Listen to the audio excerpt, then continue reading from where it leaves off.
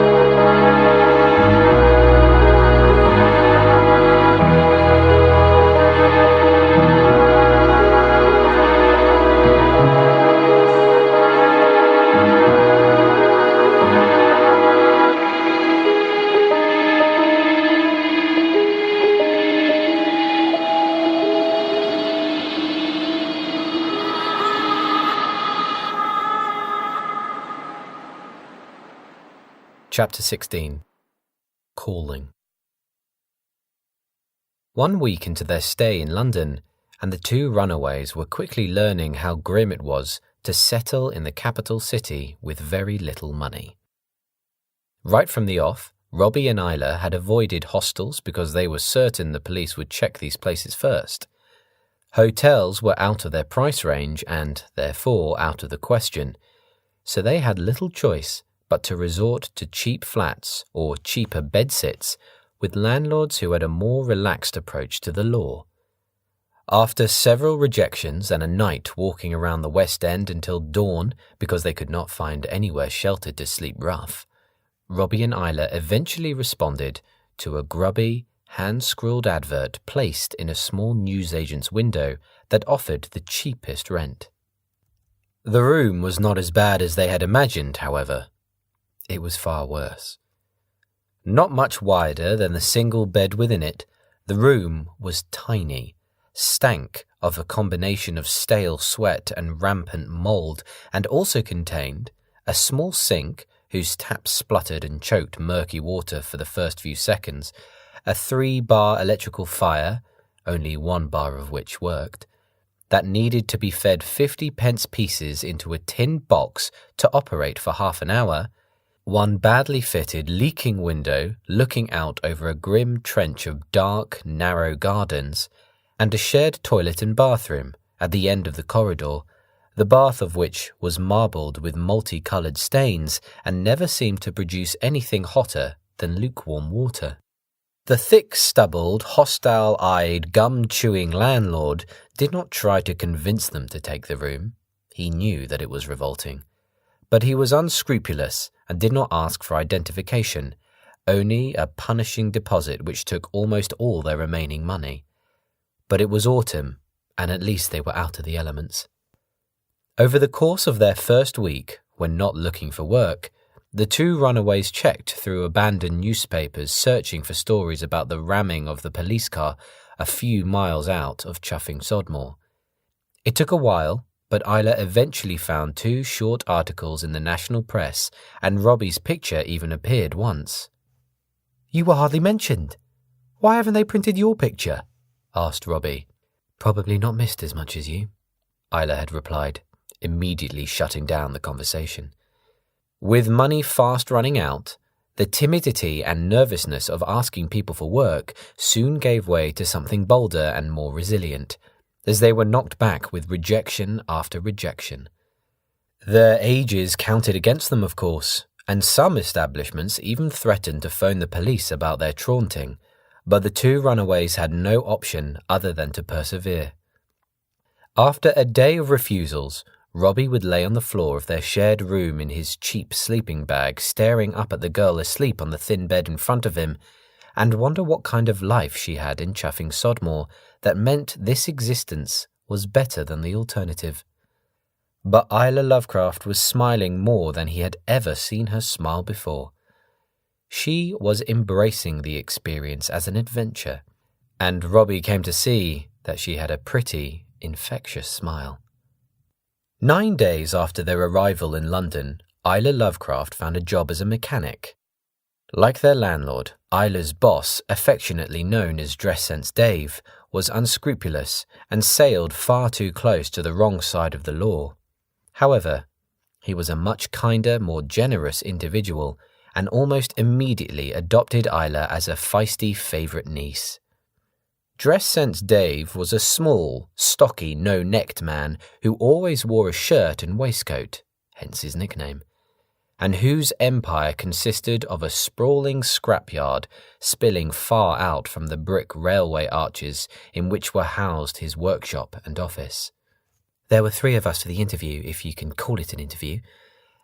The other 2 looked like boys on work experience from school, Isla explained when Robbie asked how she had managed to land the job. We each had a crappy old engine that wasn't working, but we had the run of the junkyard to fix it. Take any parts we wanted, just make the engine run again and we'll see what's what. That's what Dress Sense said. And you were the quickest, Robbie said, more as a declaration than a question. No, not even nearly. I came second, Isla replied. But I recognised that my engine came from a Mini Cooper. Amazing design. Transverse engine, motor turned on its side, really. Anyway, I'd spotted 3 Minis on the way in, whereas my competition, boy number 1, boy number 2 was a useless cretin. Anyway, whereas boy number 1 got any old parts from any old cars to make his Ford engine work, I found the correct parts for my Mini. No make-do replacements. Got it running, cleaned her up. Could have sold it as new. Well, nearly new. As soon as Dress Sense Dave came over, I could tell by his grin that the job was mine. Plus, he liked the fact that I had my own tool bag. Boy number 1 complained, of course, but Dress Sense pointed out that he had never said it was a race. It's not just graft, son. You gotta have her eyes and ears. That's what I'm looking for, he said. Only problem is, Robbie, most of the work is going to be at night. I'm not sure all that Dress Sense gets up to in the scrapyard and garages is entirely legal. Robbie understood. It was not as if they could afford to be choosy, and anyway, Isla's eyes had lit up with eager anticipation as she was telling him the story of her interview. Her eyes were not just plain brown, Robbie had noticed for the first time. They were more like the warm colour of glossy milk chocolate. Isla's joyful excitement was catching, and Robbie had little resistance to her contagious good mood, but found himself smiling and laughing along with her too. And they soon settled into the routine. Isla worked throughout the night for 6 days of the week and got paid cash in hand, which was enough to cover the rent. Robbie made her breakfast in the evening, a packed lunch and her dinner when she returned in the morning. He also kept the room clean and understood that Isla did not want him spectating while she slept, so during the day he went out to find work. Robbie managed to pick up a couple of days' work shifting perishable goods at the markets, and had a week standing on a roundabout wearing a promotional cardboard poncho for a local fast food joint, but was rejected from anything more permanent due to his age. Are you happy the way things are? Robbie asked Isla on one of their Sunday trips out, which often meant catching the tube down to the Thames, or wandering around Covent Garden, Soho, Leicester Square or Hyde Park people-watching. Neither of them dared suggest the cinema, in case it seemed as if they were asking the other on a date. It's all right for the moment, replied Isla. I mean, we need to leave that dump of a room and that git of a landlord. But I'm learning a lot working for Dress Sense, and he seems happy with my work. Damn cold working nights, though, and the other guys don't seem to like me there. But I was happy the other night, she continued, her voice brimming with enthusiasm, her eyes wide and her face animated. This beautiful old motorbike came into the yard, an old BSA. You know, one of those old-fashioned chrome ones with 2 great springs beneath the seat. Hefty bit of metal. I was going to ask Dress Sense if he could keep it for me, until I could afford to buy it, but the bite was promised to some American collector, apparently, and I'd never be able to afford it. Still, it was a joy to get my hands on the machine, even for a short time. And when she started up, the growl, Robbie, the dormant power, I could have taken to the open roads there and then. But are you happy looking after me? He asked. Don't you resent me? We're doing this together, Robbie, she explained, seeking his downturned gaze. I wouldn't have had the guts to leave Chuffing Sodmore if it wasn't for you. You're my safety net. I'm sure you'll get work soon and you won't feel that way. I just feel useless. You're not, Robbie. I won't always be working for Dress Sense, and you'll find work and then we'll move on. We've only just arrived and we're not sleeping rough. We're surviving. And that's a win at the moment. Still feel useless. Rob, you're the perfect partner in this. You keep me fed, you keep that dump of a room tidy, you wash my clothes, and you're kind enough to leave when I'm home asleep. I really do appreciate that. Robbie, we're doing this together. Isla stopped, stood in front of Robbie, and took his hands in hers for a moment before withdrawing them as if scalded. He stared back at this strange girl who had befriended him, with her dirty fingernails, her rough, untidy ponytail with strangling strands of hair, and her boyish clothes, which she seemed to wear far better than himself. Something confusing roused itself within Robbie, but his smile suggested he accepted her explanation. They bought noodles from a street stall, and, when a mild afternoon turned into a chilly evening, Isla grabbed his arm for warmth. It doesn't mean we're picking out a colour scheme for the nursery, Robbie, Isla explained. It means I'm cold and you're good company. Come on, let's get back to our hole. Dress Sense has asked me to be in work early tomorrow. Robbie read a lot over the first couple of weeks. He could not afford any other entertainment. But charity shops and open-air stalls down on the south bank of the river offered books really cheaply. He tried to learn about mechanics and computers so he might have some specialist skill for employment. Unfortunately, without something practical to work on, like an engine or computer, he found it hard to keep all that theory in his head without applying it. And still, the interviews and rejections kept coming in. There was no point lying about his age because he would not get paid officially. However, some employers started to look at him suspiciously. One called the authorities, whilst others suggested coming back in 3 years' time. Most simply shook their heads or gave a brief no. During the day, whilst Isla slept, Robbie took to wandering the streets, and often, when nobody was looking, he pressed the invisibility button on the coat to vanish entirely. In his more self-pitying moods, it seemed fitting. He was anonymous, and a nobody in this huge city. Now he looked the part too. One late afternoon, after a day of rejections which left Robbie feeling so useless and such a dead weight in their London gamble he might as well have been invisible permanently, he was returning back to their room to make Isla her end-of-day breakfast before she headed out for her night shift, when he happened to pass a stairwell leading up to a 3-story block of flats. It was already dark when he spotted a young man of student age backed up against the wall of the stairwell, whilst a lean, wiry individual who had tried to bulk out his upper torso with a jacket so fat it almost looked inflatable demanded his possessions. "And your phone?" wiry, fat-jacketed man was asking. The student fumbled with his trouser pocket and brought out his phone with trembling fingers, which was snatched away. "Got anything else then? Like a watch or headphones?" Fat Jacket's laboured nasal drone seemed almost bored by the inquiry. Swallowing with fear, the student shook his head. No. Later, when he thought about it, it seemed bizarre to Robbie that only then did he realise that the student was being mugged. For a moment, Robbie thought of walking past the mugging. He was invisible after all. But this was a situation in which he could intervene. Here was an opportunity for him to prove that he was not useless, not dead weight. Besides, the fat, jacketed mugger was so brazen and arrogant, Robbie had a hard time stomaching him. Turning off the invisibility function of his coat, Robbie seemed to appear as if from nowhere. "Geez, where have you come from, Scrope?" The first look of alarm sweat across the mugger's face, and the voice tightened, becoming less nasal. "Just keep walking. Unless you want to give me your stuff too." "Is that what you want, Scrope?" "You want to give me your stuff too?" "No, I don't think I do," Robbie replied, stepping forward. He hoped Ivor had taught him enough self-defense and self-attack to handle this without being hospitalized. "And I need you to give him back his stuff too."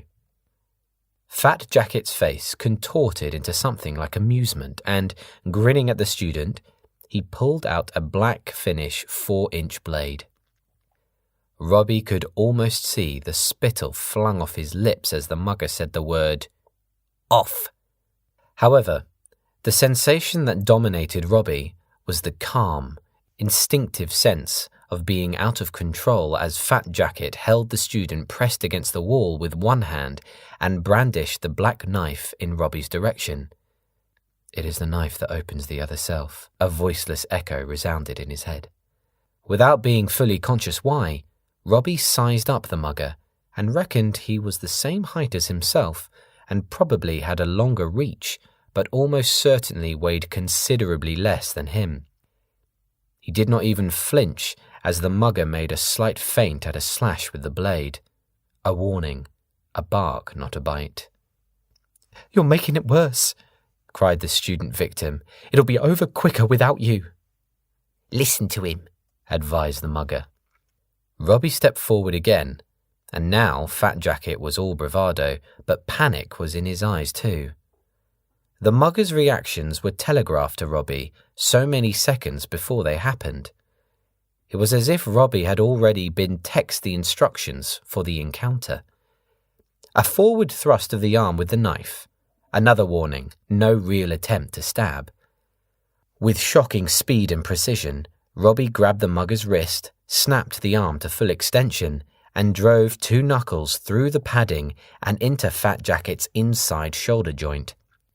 Fat Jacket hissed in pain and tried to pull back his arm, but Robbie punched the inner elbow, forcing him to drop the knife. Part of Robbie urgently wanted to use his legs, but, of course, other than giving him a general sense of balance, Ivor had not been able to teach him any moves associated with these limbs. However, Ivor had taught Robbie how to disable an opponent's legs, and now he punched down on the man's left kneecap. The mugger buckled onto the concrete floor in a torrent of swearing. 2 more punches into Fat Jacket's face, and the mugger was pleading with him to stop. Robbie picked up the fallen knife and pocketed it. "Give him back his stuff," Robbie demanded, in a tone of calm, unhurried detachment that both the mugger and student seemed to find chilling. Hardly able to use his right hand, it took the mugger several moments for him to produce the phone and wallet from his fat jacket to hand back to the victim. "You know, if we see you round here, you're dead," the mugger told Robbie. "You do know that, right?" "Your squad all as hard as you." Robbie made a dismissive snort with his lips. "I'll take my chances." He moved in closer to the mugger. "But if I see you again, I might really let loose on you. See how far I'm prepared to go on a second date." "Yeah, Batman, but we'll be ready for you next time." "Give me your phone," Robbie demanded. "You gotta be kidding me," replied the mugger. Robbie knuckled Fat Jacket's bruised elbow. All right. Deliberately dropping the mugger's phone onto the concrete floor, Robbie ground the screen under his heel. "Let's call it compensation. Now get lost." Never taking his glare away from Robbie's face, the mugger fumbled for the remnants of his phone and, cradling his right arm, Fat Jacket limped away. "You all right?" Robbie asked the victim. "Thanks to you," the student replied with elation. "That was amazing. Where did you learn to do that? You're a hero, man. I can't thank you enough." You're a hero." Robbie refused the note the victim offered him. He felt it would not have been honest money. But for the first time in days, as he walked back to the room he shared with Isla, Robbie did not feel useless or dead weight. It was not really employment, but maybe he did have a calling after all. Chapter 17. Vigilante. Dress Sense Dave was getting his money's worth from Isla Lovecraft. She seemed to be doing as much work at nights as the rest of the mechanics in the yard did during the day. At best, the work was cash in hand and off the books for tax purposes, but she had also been asked to swap number plates on some vehicles, complete full paint jobs overnight on others, and was once asked to strip an entire fully functioning car down into parts that were then deposited into the crusher in which they were annihilated. Dress Sense Dave and the law barely seemed to be on speaking terms with each other. All this work away meant Robbie had plenty of chances to get his hands dirty fighting crime, but the first few days yielded very little. He witnessed a couple of fights, although it was impossible to work out who the victim might be, if there even was a victim. On one occasion, he came across a drunk couple in the street who were yelling in each other's faces, but she seemed to be giving as good as she got, and it did not become physical. And then there was the time when a half-starved kid came pelting out of a 24-hour convenience store and down the pavement. None of these incidents needed Robbie's involvement. He was disappointed that his first foray into vigilanteism was getting off to a ridiculously tame start. It was the tide of night that swept in the sins of the city. Yet that was the time when he was high and dry, sleeping in the bed whilst Isla worked. So Robbie started working nights. 2 o'clock in the morning on his 4th night out on patrol, and Robbie was finding the coat a godsend, allowing him to switch between the warmth and the invisibility functions when he needed with ease. On the whole, the streets were quiet, the cold having driven most people inside or into the greasy takeaway joints. It took a couple of minutes for Robbie to realize that the distant sound he could hear was not the mating call of some strange nocturnal creature or a television turned up too loud, but was yelling from an outlying street.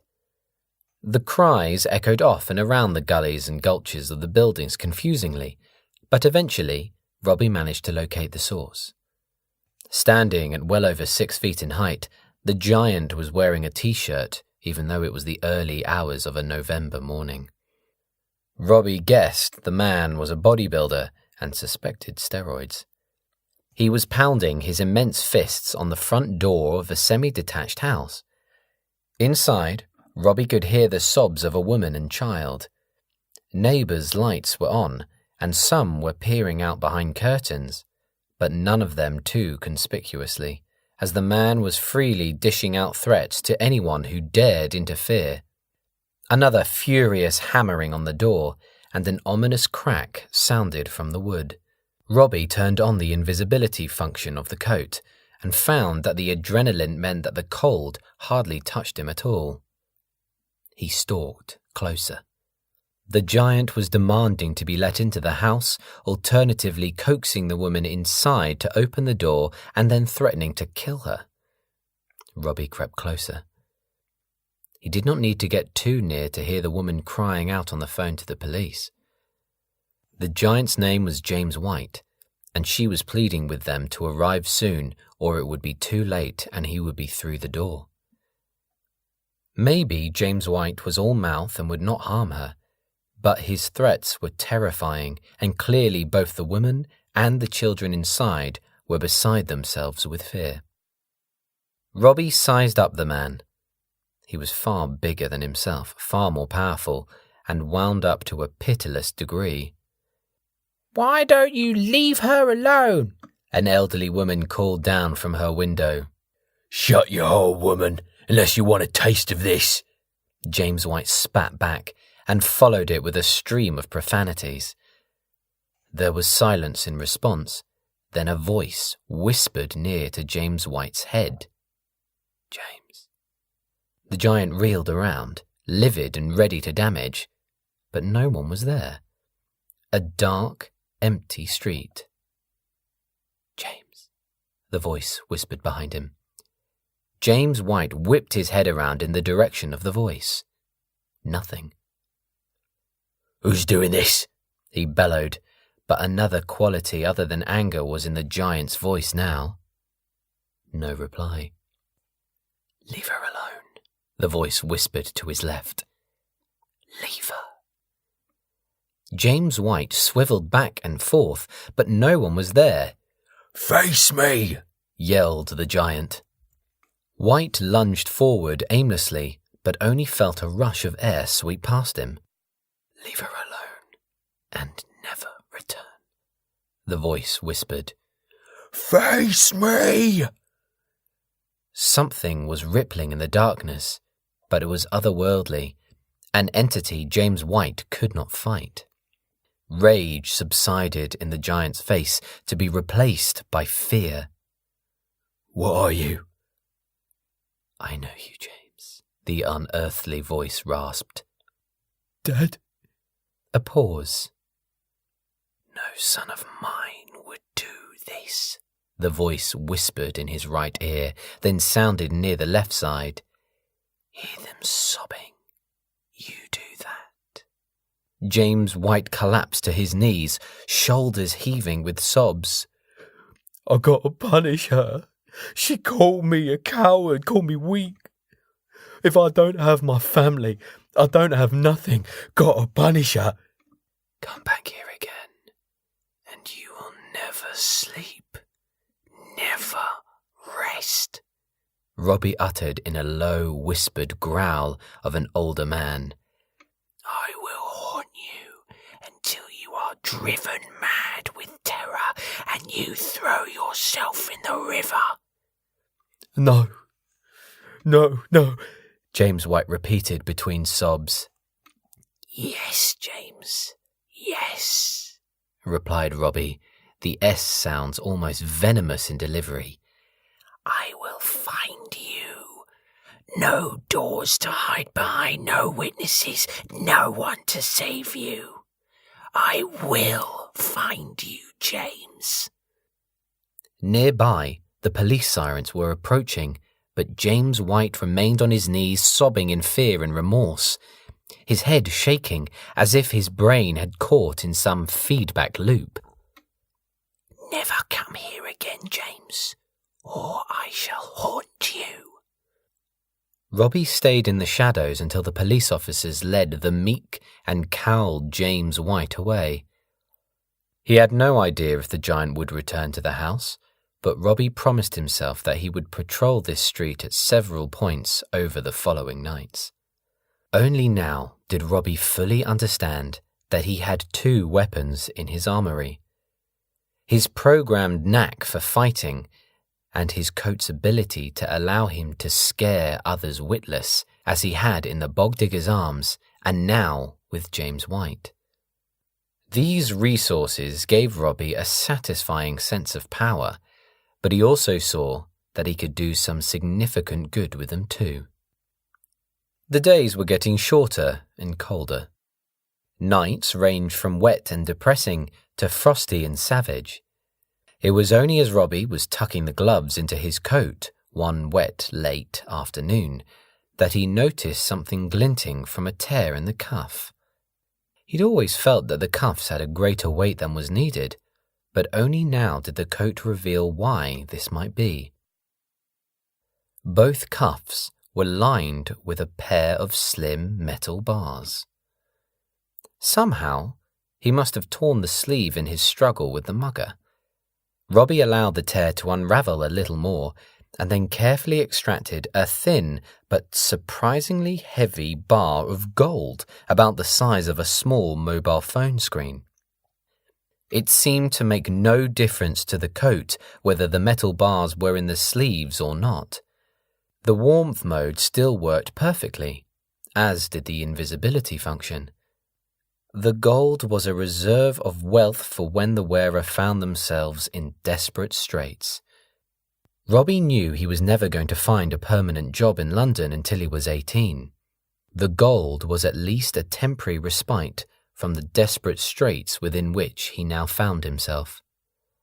But where did people cash in gold bars? Robbie asked himself. It's not like you can take them to a bank or a jeweller's. Questions would be asked. His answer came the next day from a grubby A-board on a pavement advertising currency exchange, gold and silver, bought and sold. The sign stood outside a grubby door, through which was a long, grubby corridor leading to a small glass partition, behind which sat a wrinkled woman at a counter.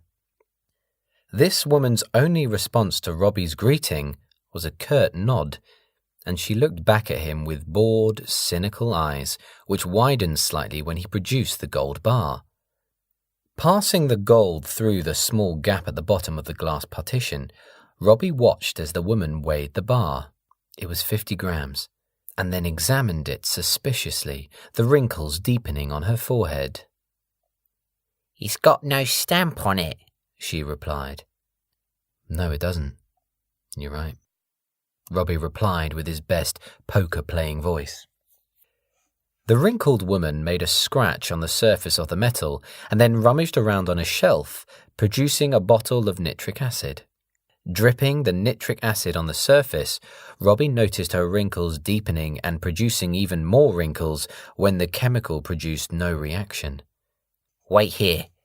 I'll go check with my spouse," she informed Robbie. "By all means, check with your spouse," he agreed. "But you will hand me back the gold first."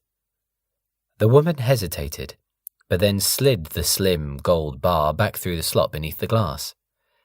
When the equally wrinkled husband arrived, he took one glance at Robbie and seemed even more skeptical at the authenticity of the gold than his wife. Once again, Robbie watched as the grubby old man went through a series of weighing tests, ping tests, magnetic tests, and he even reapplied the acid test. With each test, Robbie felt more and more confident that the bars were indeed genuine gold. Eventually, the old man stopped, held the gold up to the light, and regarded the bar with curiosity. "Where did you get this?" the old man asked. "Does it matter?" "Maybe we should hold it and wait for the police." "Maybe we should wait for the police," Robbie agreed. "And I can get back my bar, and they can raid this place." The old couple tried to brave it out, but it was clear that having police snooping around their premises was bad for business. "And what if we decide to keep it?" "Then you'll be missing out on further deals," replied Robbie, producing a second bar. "And both myself and my boss would be very unhappy about such shenanigans, and would definitely come back to visit to make our unhappiness clear to you." The couple considered this. As Robbie placed the mugger's short black blade on the counter, they had no idea that it was a hollow gesture and that the boy in front of them was only pretending to be connected. "We'll give you 300 for it," the shop owner eventually said. Robbie had bought half an hour's worth of time at an internet cafe to do his homework. "It's worth well over twice that." "That's the offer." "Then this is the end of the transaction," declared Robbie, flicking his fingers in a gesture that told them he wanted his gold bar back. "You have more than these two?" asked the man. "I have." "We'll give you £800 for each 50-gram bar." "They're worth more." 800 and no questions asked. Robbie considered this. Done. Just the one today. It took the old couple a while to count out and then recount out all the grubby notes. Eventually, however, they pushed through the money and Robbie left, pocketing the knife as he departed. It was enough money for Robbie to contribute his keep. The next morning, when Isla returned from work, Robbie put £20 on the bed. "What's this?" she asked. "Meet your new local pizza delivery boy," Robbie replied. A grin spread across Isla's face. You managed to find work? Yep, but I'm working nights too, and I really wouldn't eat the pizza they dish out there, he replied. But you found work, Robbie. Well done. She brushed his face gently with her fingers and then whipped her hand away. I know we're both working nights, but you understand you're not sleeping in the bed with me? I know, he replied. I used £20 to buy a blow-up mattress and a better sleeping bag. I'll be on the floor. We should celebrate. Get a Chinese or something. At 8 a.m? Before work tonight, maybe. Isla agreed and was clearly pleased for him. Robbie felt wretched for deceiving her, but he would be working nights now, just not doing what she expected him to do. But he felt he would be contributing to London in his own way. 2 nights later, and his vigilante scheme almost turned into a disaster when he decided to take on 5 opponents. Robbie had just switched on his invisibility function and sometimes forgot that people cannot see him. More than once he had accidentally barged into a stranger who would then look about them in apprehensive alarm as they wondered what had just collided with them. On that night, he used the invisibility function strategically. It was in the early hours of the morning. Robbie could see a grey-haired, middle-aged man running into the road to flag down a passing car, which simply swerved to avoid him and then sped away. 5 teenagers, 3 males and 2 females, who were kicking and punching their quarry whenever he got in range, were pursuing the grey-haired man. Clearly terrified, the man was screaming, Help me! Please! Someone help me! But no one was helping. No one seemed to be around. Why are you doing this? He was crying at his attackers. Laughter and further blows were the only response that greeted him. Robbie waited for the grey-haired man to brush past him, and then he punched the lead attacker in the face, flooring him. The boy was probably not much older than Robbie. Both attackers and prey halted. You punch me, the attacker said, rising to his feet. No, the man cried. You punch me, the boy repeated. No, I punched you, Robbie declared, materializing in front of them and immediately landing 2 more blows on the other boys. The gang leader was on him in an instant. Robbie was shocked at how quickly the blows came in and quickly realized that the boy must have a decent level of training in boxing. Twisting his body around, Robbie landed a crunching blow to the boy's face with his elbow and then managed to get 3 more punches on the boxer, driving him to the ground. Unfortunately, during this time, one of the other boys had leapt on his back and circled an arm around Robbie's neck. Not for the first time, Robbie cursed his feet, which did not seem to know how to do anything other than try to maintain his balance. Both boys and girls rained blows down into his face and body. Robbie backed up hard into a lamppost and heard the boy on his back gasp in pain. Grasping hold of the arm that had been around his neck, Robbie wrapped it around the lamppost the wrong way. A sickening jolt of the arm signalled some sort of dislocation. Strangely, it was only now that he realised he should have thought this through. The other 2 boys were advancing, and Robbie was bleeding, but it was what to do with the girls that really bothered him. The girls had been hitting him just as hard as the boys, but should he hit them back? Fortunately, one of the girls was screaming at him as she attended the boy with the dislocated arm, whilst the other had run off after another member of the gang told her to get back up. Robbie had no intention of being around when their backup arrived, and he only had 2 opponents now. The non-boxer launched a ridiculously large swing of a haymaker punch. However, before it made contact, Robbie landed 2 rapid jabs to his stomach, causing the punch to veer off harmlessly and the boy to double over, gasping with pain. In front of him, the boxer knew he had met his match, but it was not in his nature to back down. He was up on the balls of his feet, nodding aggressively. Robbie managed to dodge the snapping jab of the first blow, but the second struck him full on the mouth, splitting his lip. He felt his own blood splurt across the road, but not before he had broken the boxer's nose with his knuckles. Both boys grabbed their faces, but were still glaring at each other. Neither of them had any more stomach for the fight. A distant blue flashing light. The grey-haired middle-aged victim had vanished, but not before calling the police.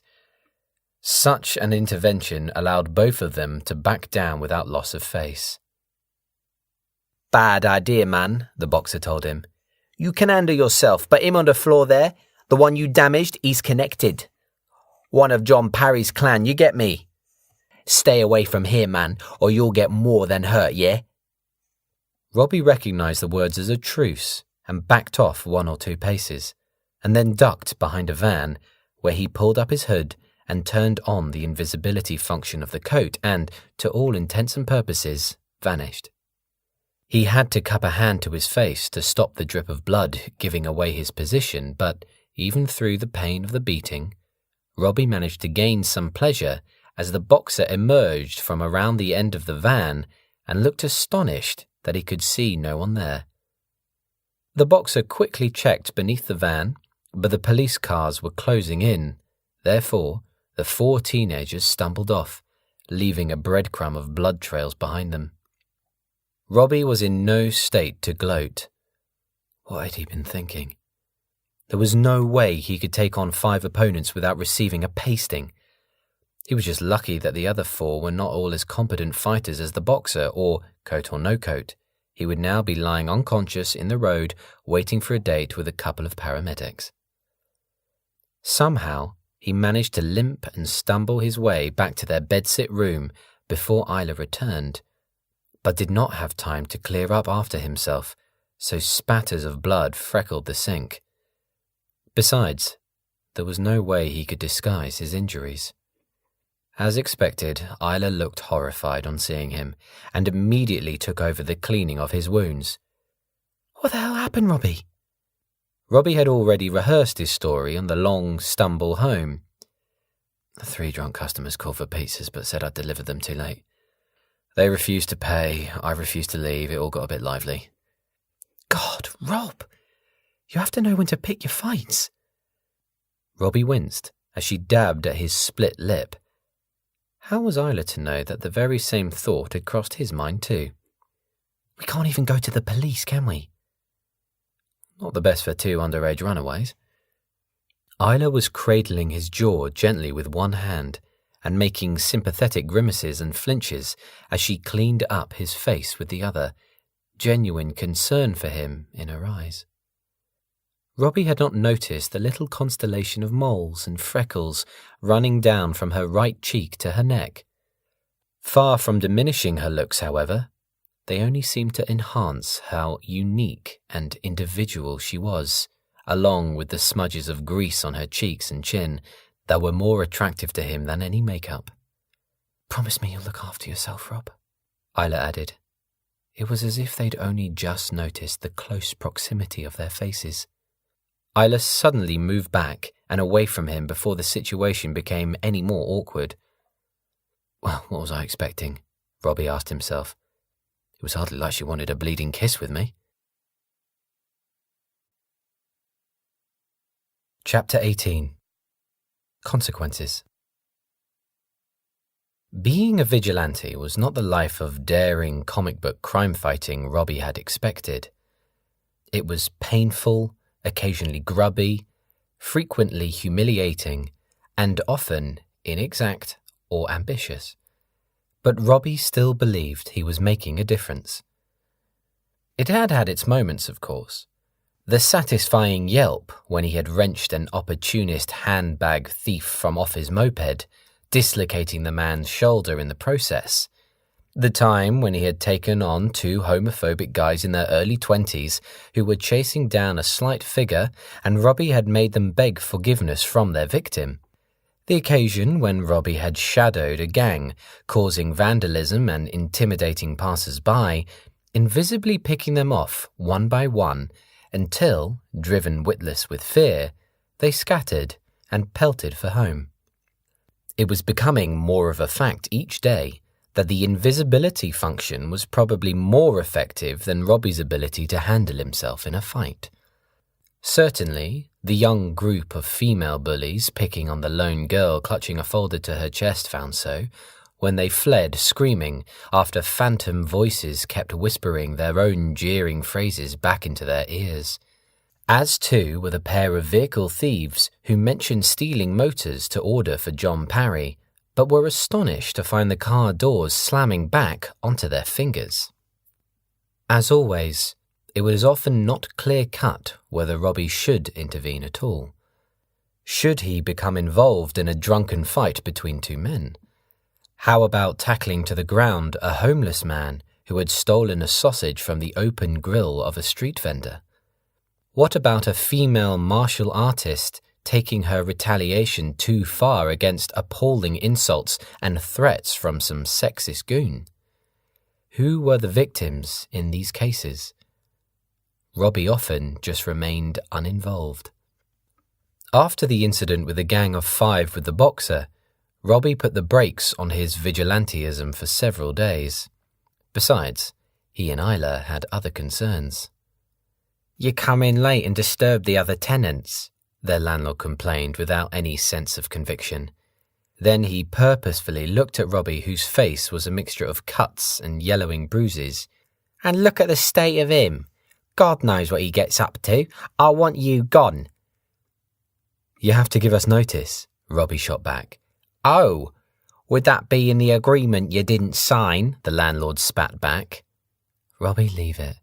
"But we haven't got anywhere else to go." "Robbie, leave it." "We want our deposit back," Robbie called. "What deposit?" the landlord replied, grinning through his gum chewing. They packed their possessions in seething silence, with the landlord standing over them to check they did not take or damage anything like the light bulb.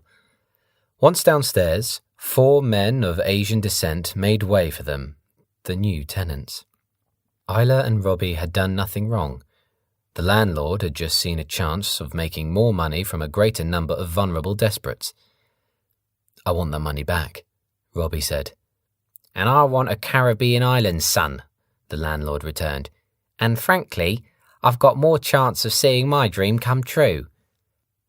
As they headed out into the street with all their paltry possessions, Isla took off with a purpose. "Where are we going?" asked Robbie. "Dress sense says I can use the caravan in the yard.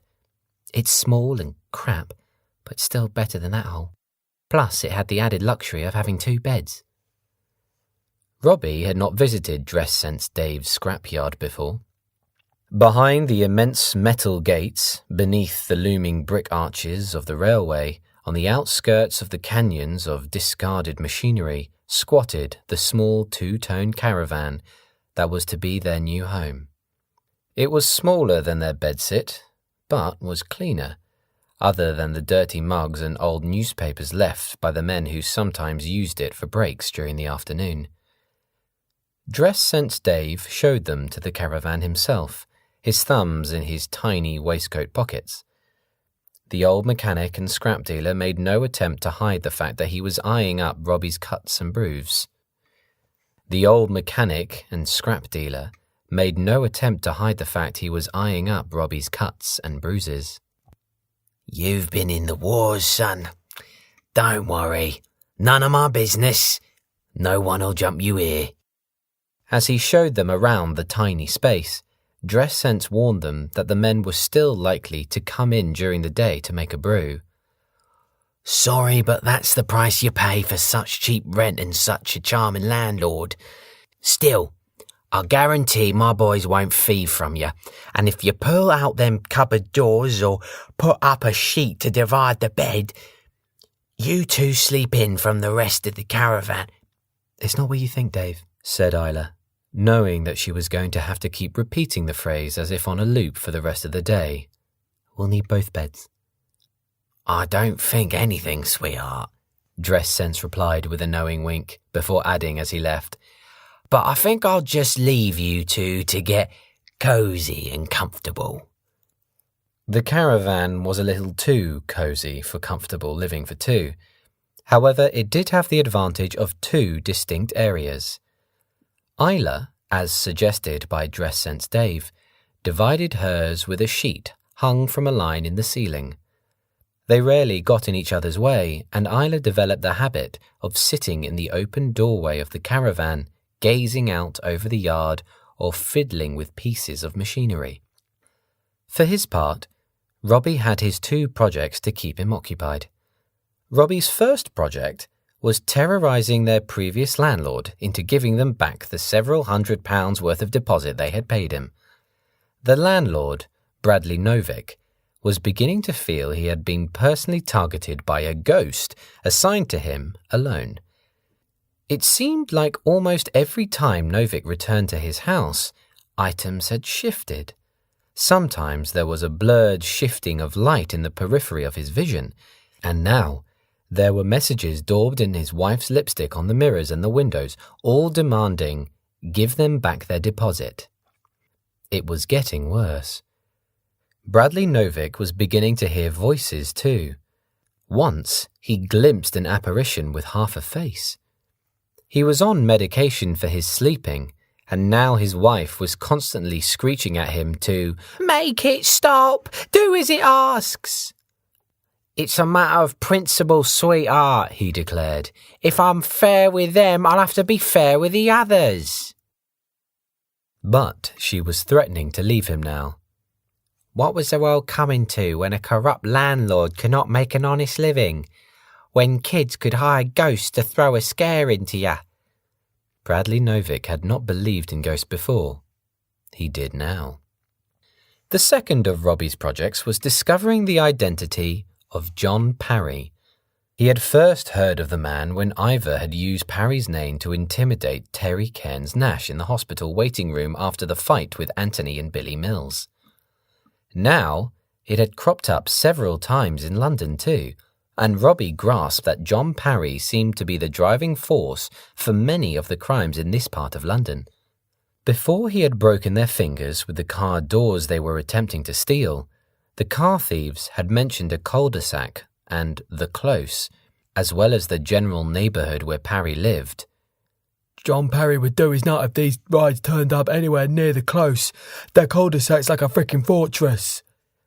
But, bizarrely, it was his grandmother and Ivor Noon who unwittingly led Robbie to John Parry. For several days, Robbie had been blindly, aimlessly wandering around an area of London about which he knew nothing, in the ridiculous hope of stumbling across Parry's cul-de-sac. Fortunately for Robbie, he had the invisibility function of his coat turned on when Gwen Carroll's luxury car glided past him. It took 10 minutes of sprinting after the car, Robbie counting his blessings that so little traffic in London moved at any kind of speed for any length of time, before it came to a halt at the end of a horseshoe-shaped cul-de-sac of about 10 houses. Robbie was unsettled by the sense of longing he felt to identify himself with his Grandma Gwen and Ivor Noon. However, he chose to use his grandmother's present against her, simply watching in silence as Ivor vaulted out of the driver's seat and into his swiftly assembled wheelchair to accompany Gwen Carroll. They were greeted respectfully at the entrance to the cul-de-sac by a thick-set man with greased-back hair and heavy stubble, as well as a young, athletic-looking individual with a swarthy tinge to his skin. Robbie had been so caught up in seeing his family that only then did he realize that Gwen and Ivor had almost certainly led him to the very person he had been seeking, John Parry. Even with John Parry's reputation, Robbie decided to learn what he could about the man. Yet John Parry was not the only one with a reputation now. The local papers and radio stations were starting to mention an enigmatic young stranger who seemed to emerge from nowhere and come to the aid of victims of crime. Even so, the police still issued statements along the lines of, "This person is clearly a dangerous individual who is engaging in criminal behavior and should be treated with the utmost caution. Far from lionizing and celebrating him as a so-called vigilante, We would remind the public that he is still breaking the law through the use of violence, and the same legal punishments that apply to his victims will apply to him too. Anyone with any information about the whereabouts of this individual should contact. Clearly a low profile was needed for a while. Therefore, Robbie told Isla he'd been put on some day shifts for a time at the pizza delivery place. He lay off his vigilante work and began to tail John Parry in order to get to know his habits and routines. Even Robbie had no idea what he was going to do with this knowledge. Part of him hoped that if he did somehow manage to punish the top of the criminal food chain, the rest of it might topple, but even he was aware that this was a naive teenage hope. Was it worth the risk? A large part of Robbie doubted it was, but something incensed him about this man who was reaping all the rewards of crime whilst never getting his hands even remotely dirty. And Parry became a dangerous obsession with Robbie. It was on one weekday morning when he was shadowing John Parry around a local market selling everything from exotic spices to dubious antiques to gaudy tat that Robbie came to a halt beside a vendor who sold old motorcycles, their engines and spare parts. For more than a moment, Robbie forgot about Parry and stared in wonder at the old-fashioned motorbike and sidecar beside the vendor's makeshift desk. "Does it run?" he asked the dealer. "The engine's sound, and it's been drained of all deteriorating fluids, I can promise you that. But, straight up, the carbon transmission might need a bit of attention." "Then why haven't you fixed it?" Robbie asked. "'Cause punters who buy these classics like to tinker," replied the dealer. "Want a price for her?" "Let's have a price and a laugh then, Ted," a native London voice boomed. Robbie tried not to show his alarm because it was John Parry himself who now stood beside him. Glancing towards the bored young swarthy man, who Robbie took to be Parry's bodyguard, he convinced himself that it was merely a chance encounter. Parry turned towards Robbie and nodded towards the motorbike. "Thinking of going up against me for her then?" "It's not for me, it's for my girlfriend," Robbie replied quietly, unnerved by the coincidence. "Can she fix it?" Parry asked. "She's a mechanic, really gifted." Robbie tried to keep the information vague. "I think it's a perfect present for her. She'd like the challenge." Parry nodded. "She sounds like a keeper, son," he replied amiably. "Was thinking of getting this beaut myself. My granddad drove something similar during the war. Worked for the waterboard. Just shoved his tools in the sidecar and drove through the Blitz to stop the ruptured pipes after the Luftwaffe had given him a good pasting. Sometimes it'd just be him on the roads, he used to tell us, and the sky droning overhead. Felt like London belonged to him, he said." Parry smiled sadly. "We love that bike. Still, if it's young love, son, I'll back off and let your girl fix her up. The close gets too full of vehicles as is. The missus might just flip her lid if I brought this home too. Just make sure your girl treats this lady right. How much for her then, Ted?" "Oh, a grand should do it, Mr. Parry." John Parry leant in close to Robbie. "Knock him down at 750.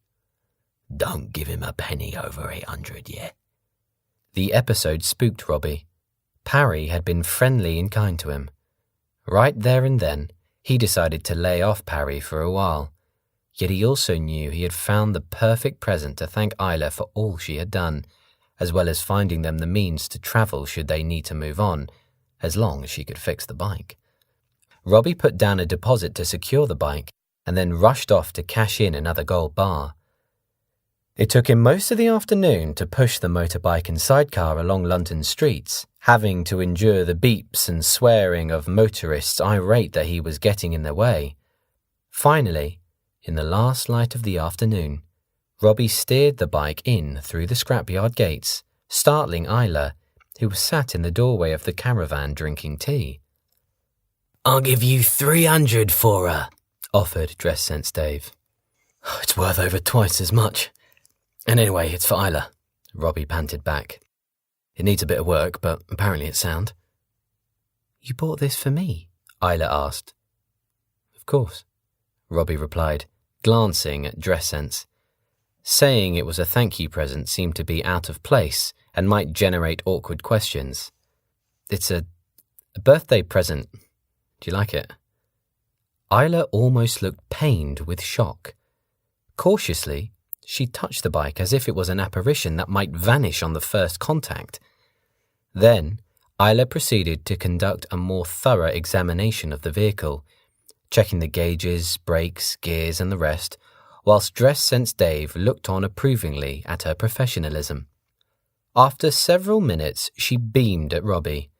His relief that he had not just bought an expensive pile of junk was transformed into welcome shock when Isla pulled him into a tight hug and whispered, "Thank you. Thank you." Isla then drew back from Robbie, her arm still grasping his own.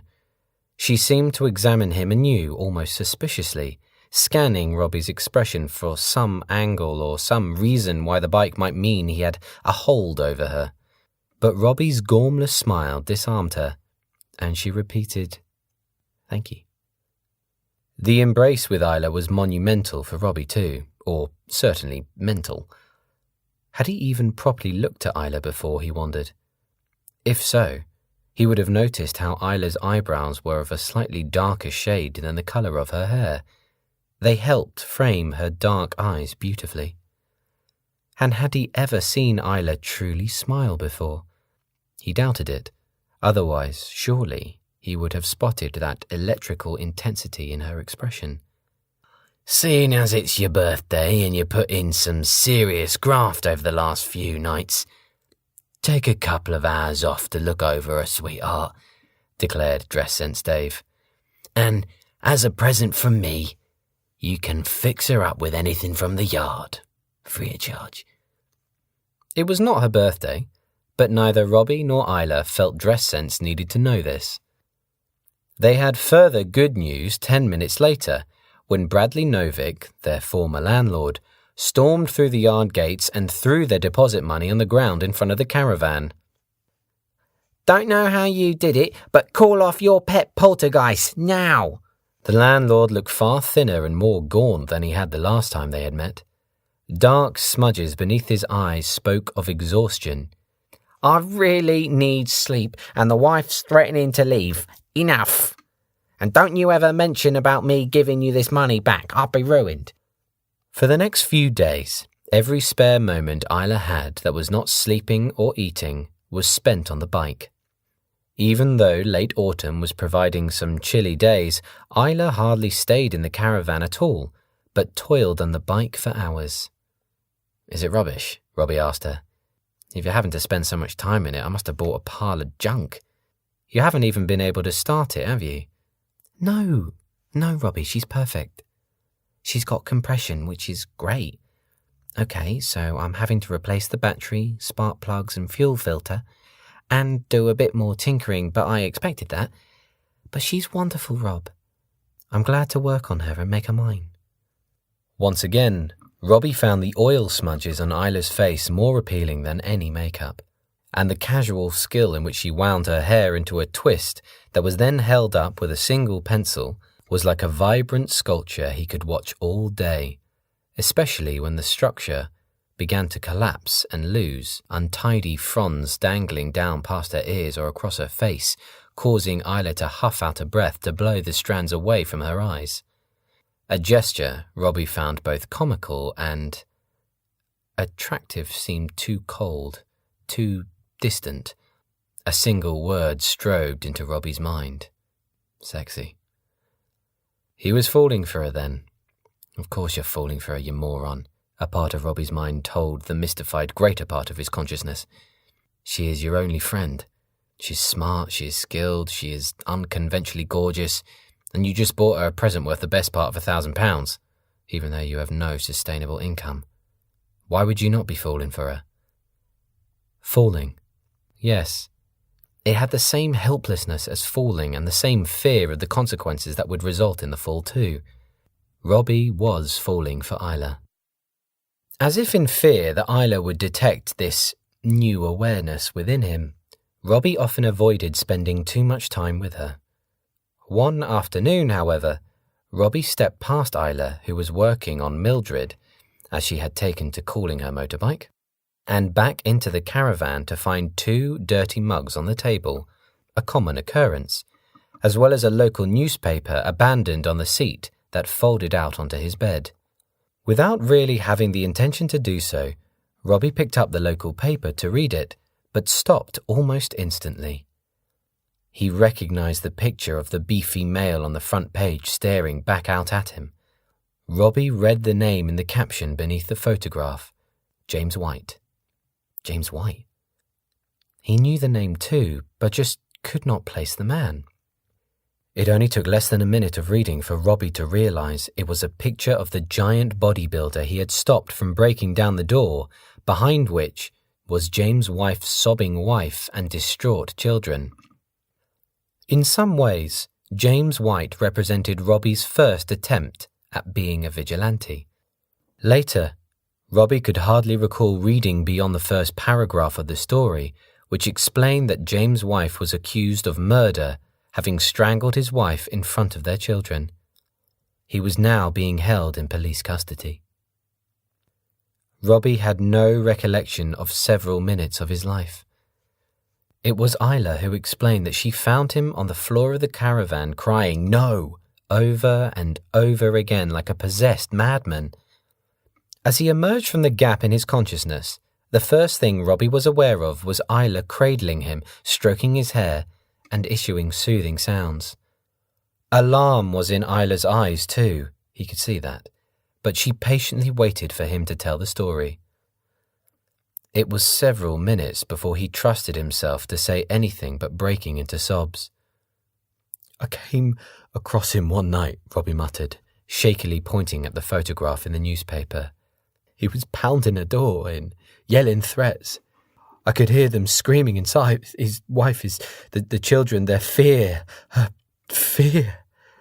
Horrendous. I talked to him. Somehow I talked him out of it. The police came, but it was all for nothing. He still killed her." "At least you tried, Rob," Isla replied, gently rocking him back and forth. "Many would not have been brave enough to try. It was good of you to try." "But it did no good." He dismissed her response. "It was a good, Robbie. What you did was good," Isla answered calmly. "What else could you have done?" What else could he have done? The answer was too troubling to contemplate. Yet Robbie hated himself for being so busy at playing the daring, short-term hero that he had neglected to consider long-term, lifelong consequences. Robbie did not really remember getting into his own sleeping bag fully clothed, but when he woke up with a start an hour later, it was to find Isla sat beside him, stroking his hair. Grabbing her hand, Robbie cradled his face against it like a comforter, so that when the events of the newspaper washed over him again, her touch calmed him back into unconsciousness. But there were other consequences too. 2 nights later, Robbie was wandering back home past a street of several bars and clubs when he spotted a pretty red-headed woman quicken her walk away from a broad-shouldered young man in a tweed jacket who had the build of a rugby player. "Please leave me alone," Robbie heard her call.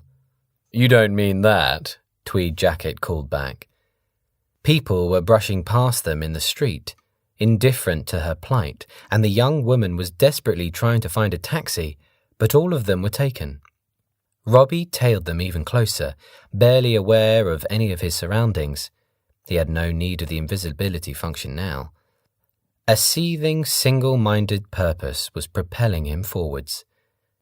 In her panic and haste to get away from her harasser, the red-headed woman was making the mistake of turning into quieter roads. Tweed Jacket was following her with a confident swagger, close now, trying to touch her hair. Finally, he grabbed her arm. "What do you want from me?" the distressed girl asked as he pressed her up against a brick wall. "Just one kiss," Tweed Jacket replied. "Will you leave me alone then, please?" Tweed Jacket made a non-committal grunt. She tried to peck him on the lips, but he crushed his alcohol-laden lips against hers. Then, suddenly, His hands were all over her. Robbie could hear her cries, muffled by the kiss forced upon her. Tweed Jacket was lifting up her skirt and trying to wrench down her knickers when he was suddenly hauled backwards. Robbie did not even let him speak.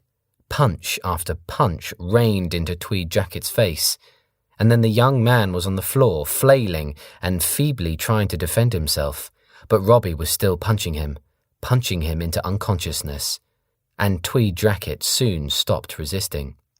Someone tried to grab Robbie's arm, whipping his body around and pulling back his fist in the belief that it might be one of Tweed Jacket's friends. Robbie was shocked to see the red-headed woman was the one who had tried to stop him. She was as terrified as Robbie as she was of the Tweed Jacket, more so. "Stop! You have to stop," she was crying out. "You'll kill him." "I was trying to help." "How is this helping?" asked the woman, gesturing to the swollen oval of raw oozing meat that was Tweed Jacket's face. Robbie stumbled back from what he had done, horrified. Without thinking, he pushed the button triggering the invisibility function on his coat and vanished in front of her. Chapter 19. No Going Back. The close appeared to be an ordinary cul-de-sac, except that the close was no ordinary cul-de-sac. For a start, only one family lived in the horseshoe of bungalows, 3 generations of the Parry family. At 8 o'clock in the morning, it was truly closed to all other traffic when a considerable number of John Parry's men turned up in their various executive cars and anonymous vans of all sizes, blocked off the close for half an hour, received their orders for the day, and then vanished into London to get on with whatever they had been instructed to do. There were always a few people who were left behind to deal with emergencies, clean-ups, situations, and protection, although John Parry was not a man to cower behind muscle. John Parry was also not an easy man to confront. Robbie had no death wish. He was well aware that he was considering an encounter with an established, well-connected, hardened criminal. Several hardened criminals, and on their own turf. But Robbie had been patient and vigilant. He had no need to confront the man on his own home territory because John Parry was a man few people would ever consider touching, and he knew it. And that was his weakness. The police might have an interest in Parry's daily routine, although Parry was rarely directly involved in the crimes he organized. But what had the man to fear from anyone else? Robbie had been holding back from any vigilante work for many days now. The start of December had arrived with clear skies and frosts that almost flayed the skin, which proved little problem for Robbie with his coat of many functions, but part of him was convinced that there was also extra police patrols, perhaps to catch the vigilante still at large. In truth, his savage beating of the young guy in the tweed jacket and the red-headed girl's reaction to what he had done had shaken Robbie deeply. Now he had misgivings about whether he was a force for good or something else entirely. Therefore, Robbie had consciously switched his efforts to scouting John Parry, a clear force for bad, and monitoring the man's routine. Over several days, Robbie had unearthed a great deal of information about Barry and his activities from the newspaper archive in the local library, as well as from trawling through the web in an internet cafe. It was not hard to find information on John Parry if the number of newspaper reports and court appearances were anything to go by. Nothing stuck to the man, however. It was as if the authorities and Parry played out the same dance in the courts every couple of years. The police would make an accusation that he was the ringleader of some criminal network. Evidence was not found or would miraculously become lost, or witnesses would suddenly change their testimonies. Parry would be released. People would go to jail, but for over 20 years, not one of those people had been Parry. There was no need to be a sharp sleuth to realize that Parry had a guiding hand in a whole host of criminal activities: drug imports and distribution, people trafficking, and the exploitation of migrants, prostitution, vehicle theft, fuel theft, metal theft, betting syndicates, and rigging of sporting events. According to the jury of Robbie's mind, Parry was guilty and clearly deserved some retribution as a sentence. This was a man who never got his hands dirty, but deserved a black eye or two, Robbie reasoned, even if it was just to remind Parry what fear was. Having conducted surveillance on Parry for the best part of 2 weeks now, Robbie understood why the police seemed to have so very little luck connecting him to crime. The man hardly seemed to leave the close. Occasionally, Robbie would witness him wandering from bungalow to bungalow, always accompanied by the bored, scowling, swarthy young man. Sometimes people would park in the road outside the close and come to call, but unlike when Gwen and Ivor visited, John Parry would rarely greet them himself. Come late afternoon, some of the executive cars and anonymous vans would usually return for a short time. A small number of other vehicles would arrive for their instructions for some sort of night shift in the early evening, and then the close was quiet for a couple of hours, until the dog walk. If Robbie had a watch, he could have set it by Parry's dog walk.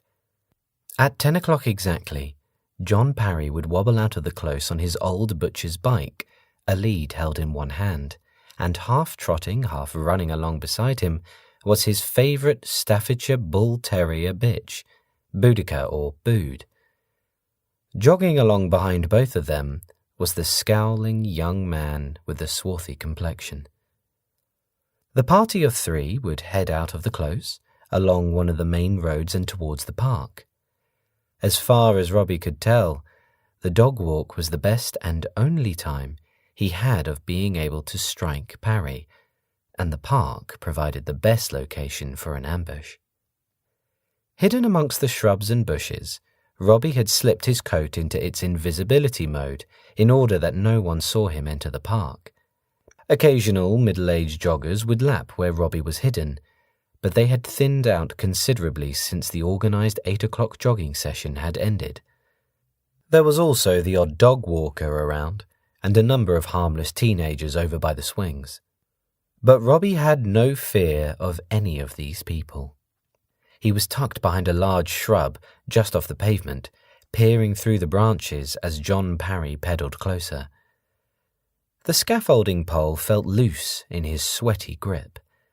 Robbie tried to wipe off the moisture on his trousers, but his hands would just not stay dry.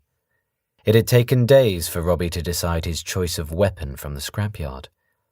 Initially, he had fixed a heavy scaffold clamp to the end of the bar. Testing out this makeshift mace on the doors and wings of cars, however, convinced Robbie that he was in danger of stoving in Parry's skull and killing him should the clamp connect with the man's head in any serious way. Robbie had simply settled on the scaffold pole alone. No longer swallowed up by the din from the city, there were the straining wheezes of the dog coming ever closer, accompanied by the rusty, creaking whine of the pedals on the butcher's bike, along with the steady tick, tick, tick of the wheels. Of course, John Parry was not alone. Robbie was all too aware that he would have to tackle the young bodyguard as well. However, he hoped that his invisibility cloak, along with the sheer shock of the attack, might mean he could quite literally hit and run. Tick, tick, tick. The bike was almost in line with him now. Robbie took one last quick glance at his quarry. Scraping his hands down his trousers a final time to rid himself of the sweat, Robbie drew back the scaffold pole and swung the hefty piece of metal, and mistimed his strike. Only a moment before, John Parry had been cycling along the double yellow lines on the edge of the road, but as Robbie swung the metal pole, Parry had nipped onto the pavement to avoid a pothole. Therefore, Robbie's strike did not connect with Parry at the end of the pole where it would have caused the most damage. Parry was still dealt a substantial glancing blow, which was enough to knock the man off his bike and send him sprawling, Unfortunately, the momentum of the mistimed strike also carried Robbie out onto the pavement. As the scaffold pole was held outside the invisible influence of the coat, Robbie was giving away his whereabouts. There was only the briefest of pauses in which John Parry could be heard groaning and swearing in the road, and then the swarthy bodyguard charged the near-invisible figure with the pole. Robbie stumbled back, but managed to keep his balance. In front of him, the young bodyguard was scanning the air, working out the significance of the ripple distortions of Robbie's coat, and he was baring his teeth into a smile. Clearly, weeks of following John Parry's tedious domestic routines was starting to pay off in proper combat for the bodyguard. Almost too quickly for conscious thought, a knife was in the bodyguard's hands. He swiped at Robbie, who only just managed to parry the blow with the scaffold bar. 3 seconds and a half a dozen moves later, Robbie realized that whoever he was, the bodyguard was at least as fully skilled in combat as himself. Hiding the scaffold pole behind his back for a moment, so it seemed as if it had disappeared in the darkness, Robbie waited for the bodyguard to step forward.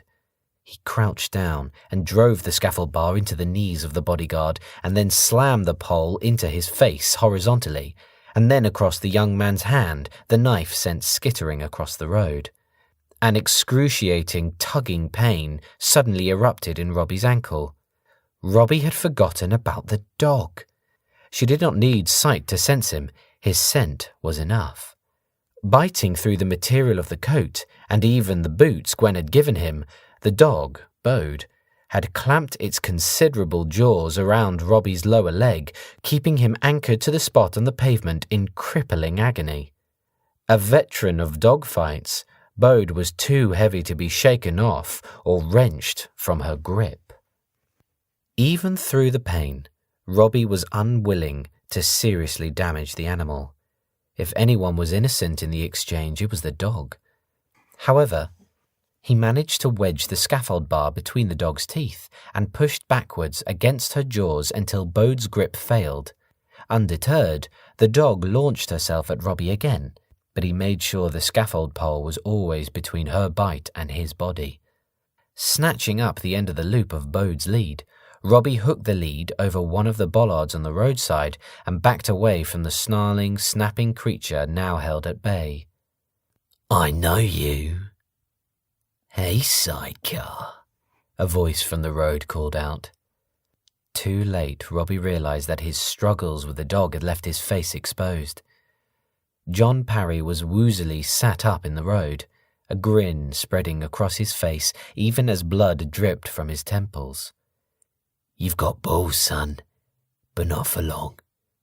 We'll find your mechanic girlfriend, then we'll find you, sidecar, and we will find you."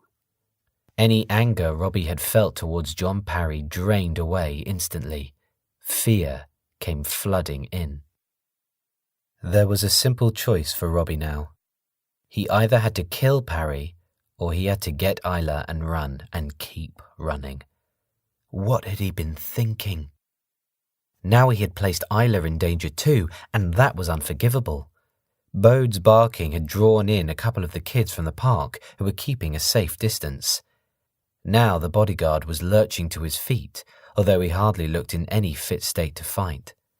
Robbie shot John Parry a last look, but the wily old criminal was still smirking, challenging him to continue the attack. Without daring a second glance back, Robbie fled, limping into the park. Once hidden behind tall shrubs, Robbie made sure he was completely invisible once more, and was relieved to find that the Staffordshire Bull Terrier's formidable bite had not torn through the unique material of the coat or boots. There was no way he could just abandon the scaffold pole. The police already had a record of him. Ashley Cairns-Nash and Billy Mills had seen to that. However, his main concern was to reach Isla as soon as possible. Lolloping through the pain of the dog bite whilst hiding the scaffold pole beneath his coat made for clumsy, cumbersome progress. But Robbie knew that Dress Sense Dave was exactly the kind of man with whom John Parry would have dealings. Dress sense might have already mentioned the talented young female mechanic working in his yard in passing, which meant Parry only had to phone one of his many men to pay Isla a visit. It did not matter to Robbie that his gasps of pain were giving away his position as he ran past people while still invisible. Only Isla mattered. He heard the throaty revving of the motorbike's engine long before he ducked through the scrapyard's combination-locked side door and saw Isla. This in itself was a blessing, Robbie supposed, as a working motorbike meant that at least they had transport for their escape. Isla was beaming with success when she finally noticed Robbie. He desperately wanted to give her a moment of triumph in getting the motorbike to work, but they just did not have the time. Noticing Robbie was limping urgently towards her and then tossing away a scaffold pole deep into the scrapyard, Isla's smile soon faded. Isla turned off the motorbike. "What's happening? What have you done?" "Do you trust me, Isla?" Robbie asked. Even the silence without the background thrum of the motorbike's engine felt like a threat. Isla paused before answering, "Yes." "Then trust me when I say this stupid idiot, this thoughtless moron you travel with has put us both in appalling danger." Robbie held up his hand. "I will tell you, I promise, but trust me when I say we have to leave now, this moment, and we can never come back." Isla's expression was marble for a moment, as if biding her time to wait out the punchline. When no punchline was forthcoming, Isla's gaze flitted around the scrapyard, imprinting the chaotic landmarks for affectionate future memories.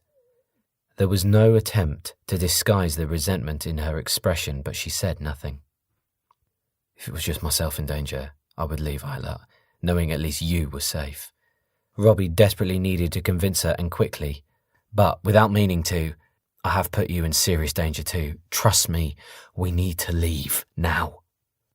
Isla nodded.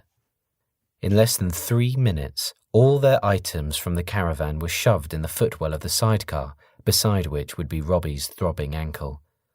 A leather jacket and a pair of old-fashioned helmets had been part of Dress Sense Dave's birthday gift to Isla, insofar as she had asked him if she could take them from a pile of helmets and clothing in the garage.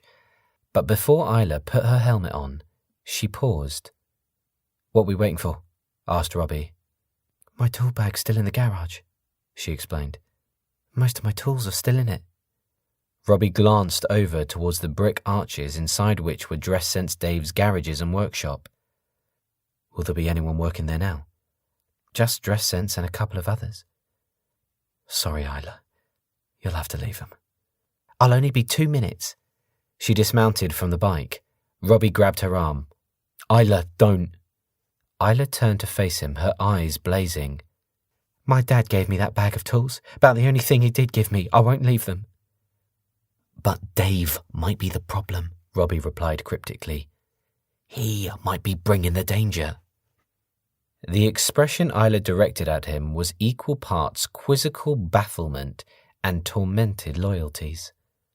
Those battered old items represented far more to her than favourite tools, yet here was the boy with whom she had run away, the boy who remained by her side, telling her she must abandon them for her own safety. Isla allowed herself a second's silence before she ordered Robbie to open the gate. Half limping, half skipping towards the huge metal gates of the scrapyard, Robbie unbolted one side and swung it open.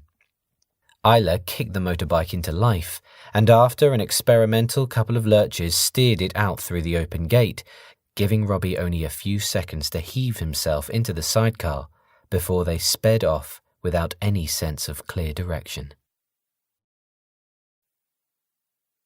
Chapter 20. Winter Moorings. They drove out of London in a northeasterly direction. It was not decided or agreed upon. There was no definite destination towards which they were heading. It was simply the opposite way from which they had come. Cooped up in the sidecar, Robbie was glad of the formidable rumble of the engine and the hissing roar of the icy night wind rushing past his ears, because it made talking impossible. Isla Lovecraft did not seem to want to even glance at Robbie.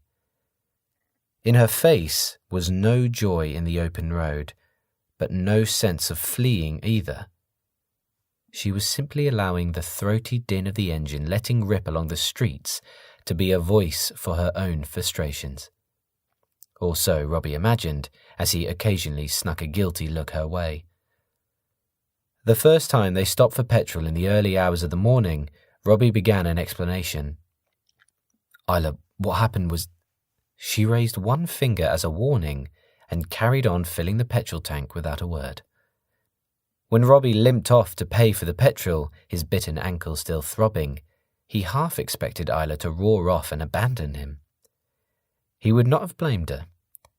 However, Isla was still there, sat astride the motorbike, her frozen glass stare focused on the dark road ahead, as if her stare alone could ignite the tarmac. Isla, Robbie pleaded as he sat down in the sidecar. I just want to say... But the engine roared into life again, deafening them both. A kick down on the gears combined with a pull back on the throttle, and Robbie's head lurched backward. Isla had not even acknowledged his existence. After several hours of driving back and forth along streets and roads without any clear sense of direction, Isla began to follow routes that ran alongside or near the coast. Robbie's ankle felt as if it might swell up to fill the entire inner space of the sidecar, but he made no complaint other than rubbing the tender wound, as if his touch alone might offer some relief. Traffic noticeably increased as dawn approached, but the two of them had no need to be in any particular place at any particular time, so the traffic delays bothered them not at all. Their future, as far as both of them could see, was an endless, open road. They passed several police cars, but an advantage of the motorbike helmets was that they hid their faces and therefore their ages, and so none of the police cars they passed gave them more than a glance. After aimless driving for most of a day, with a greasy lunch made to last as long as possible in the warmth of a cheap cafe, that second night saw them parked up on the edge of a farmer's field in a spot hidden by hedgerows. Robbie offered Isla the sidecar to sleep in, which she took without saying a word. Seizing the sleeping bag, Robbie turned on the warmth function of his coat and tried to find the least damp place on the grass beside the bike. He woke in the middle of the night to discover that it was really hard to remain sleeping with cold feet, although it had numbed the pain in his ankle to an extent. The warmth function on Robbie's coat heated his body nicely, as did the gloves his hands and the hood his head, but the warmth function of his coat did not seem to reach the boots on his feet. He got up to get some movement back in his toes to find Isla was shivering and awake in the sidecar. Robbie offered her the sleeping bag. You'll freeze, she said, the first words Isla had spoken since London. No, I won't, Robbie replied. Isla did not question his response, but snatched the sleeping bag and began arranging it inside the sidecar. Robbie put on 2 more pairs of socks, then huddled beneath the coat like a curled-up baby, and at least managed a few hours' sleep. They woke in the early morning light after a tractor thundered past them. Neither Robbie nor Isla had had much sleep, although Robbie was amazed that, other than a few strands of loose hair and a squinting look for the first few minutes of the day, Isla looked pretty much unchanged. She had slept in a sidecar for a long, cold night and still looked good, even pretty. For his part, Robbie had no idea what he looked like until he examined himself in a side mirror of the motorbike and grimaced at the electrified sea urchin that appeared to be his hair sticking out at all angles on one side of his head. His appearance even raised a fleeting smile from Isla. Plastering his hair with the frosty dew he gathered from the grass, it took Robbie several minutes of patting down his head before he considered that his hairstyle looked in any way presentable. They stopped in a huge sprawl of a town. Isla eventually managed to locate a robust hood that fitted the top of the sidecar to keep all their gear dry when it was parked up. They also purchased a reasonably priced tent and a second sleeping bag. Between them, they had several £100, but there was no disguising the fact that the money would not last more than a couple of months at best, far fewer if they had to find paid accommodation. "We're not having a night like that again," declared Isla, as they ate breakfast in a cafe half an hour later, having driven to an attractive coastal town with a marina full of expensive boats. "What would you suggest? A hostel? Bed and breakfast?"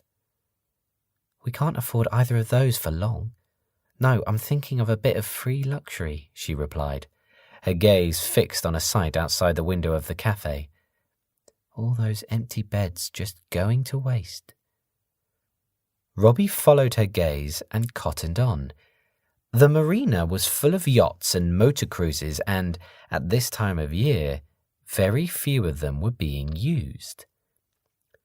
The rest of the day was taken up with working out where to stash the motorbike and what security the marina had.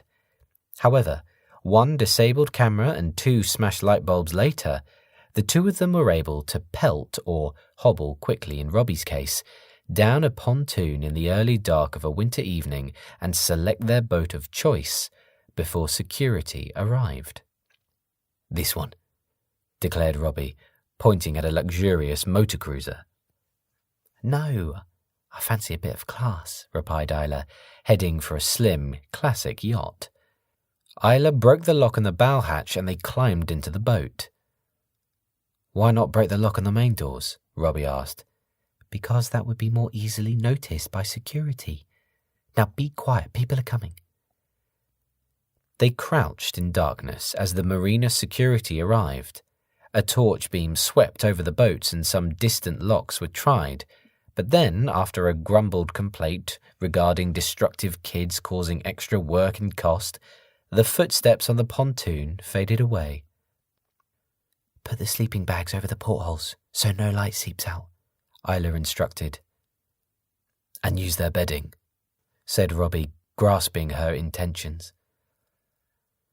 Neither stayed up for long because they were both so exhausted from their previous night's lack of sleep, so after having a meagre meal by torchlight, Isla got up and closed the door that led to the bunks in the bow. This left Robbie with a choice of 4 bunks in the aft section. Compared to sleeping under the stars in a frozen field, it was luxury. However, the boat still became very cold at night, even with the extra bedding. Of course, Robbie had the advantage of occasionally topping up the warmth from the blankets with the heat generated from his coat. Robbie rose late the following day to find that Isla had raided the boat for provisions with a haul that included a dozen bottles of water, 2 packets of biscuits, and several bags of peanuts. Isla herself was studying maps and charts stored in the boat. "There's a first aid kit behind you." Isla nodded towards a wooden cabinet. "So you can bandage your ankle." Robbie tried to hide his exposed ankle from her, which was a bit of a rainbow mess of colours in the darker spectrum.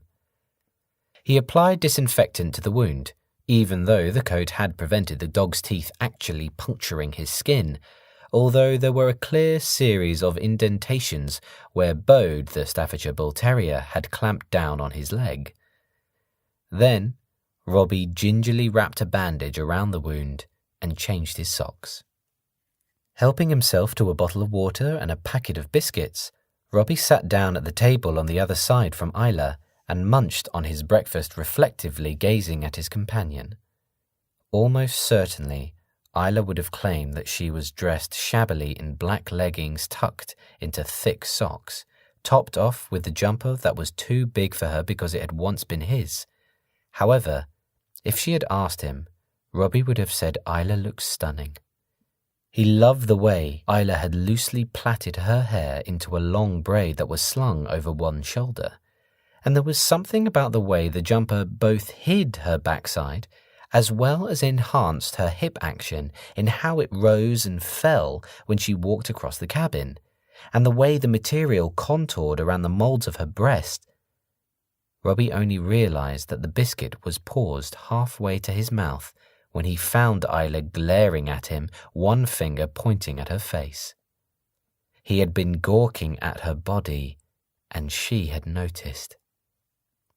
Oh, hell, Robbie thought. I even like the way she glares at me. Sorry, miles away, Robbie lied. Wish I was, replied Isla. So why am I here? Robbie gathered his flustered, wandering thoughts. You chose this boat. Why am I here and not back in London? She clarified. It was the conversation Robbie had been expecting. I'm guessing you didn't get a job in London, did you? She asked. Robbie shook his head. I understand that. It's hard for people our age, and not even dodgy employers would allow their staff to get beaten up on an almost daily basis. So were you fighting for money? No. But you had money and you had bruises. You weren't mugging people, were you?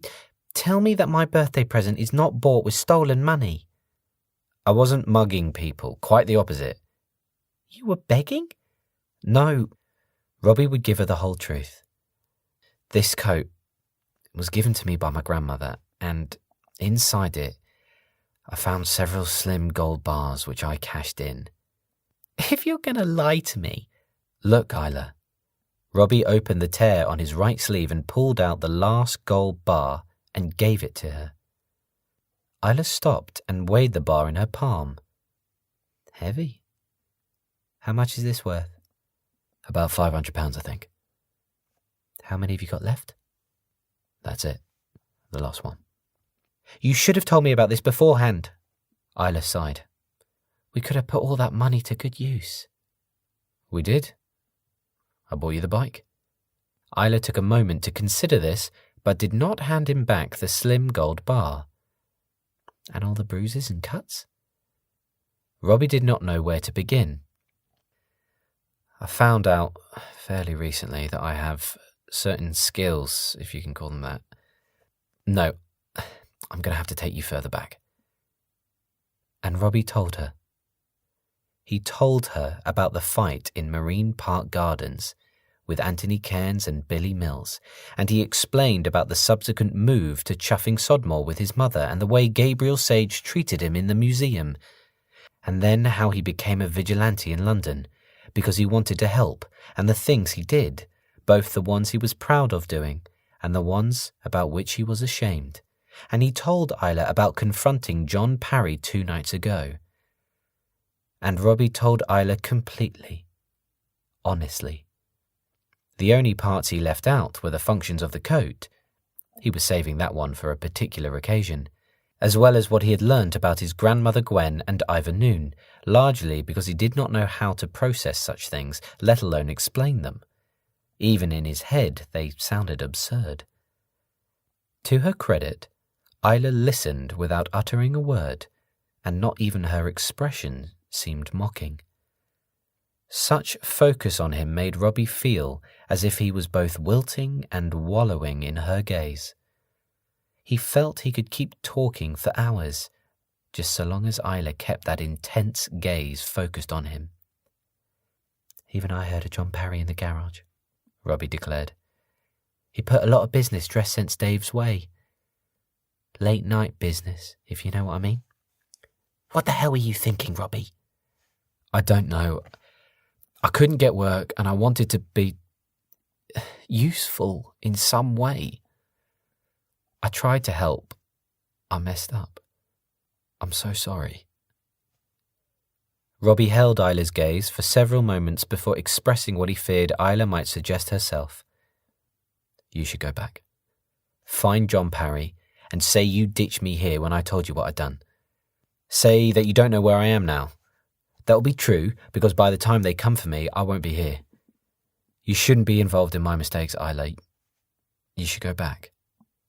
Isla did not reply, but just when she looked as if she was about to speak, they heard workers coming to repair the lights and camera, so they had to remain quiet for most of the day.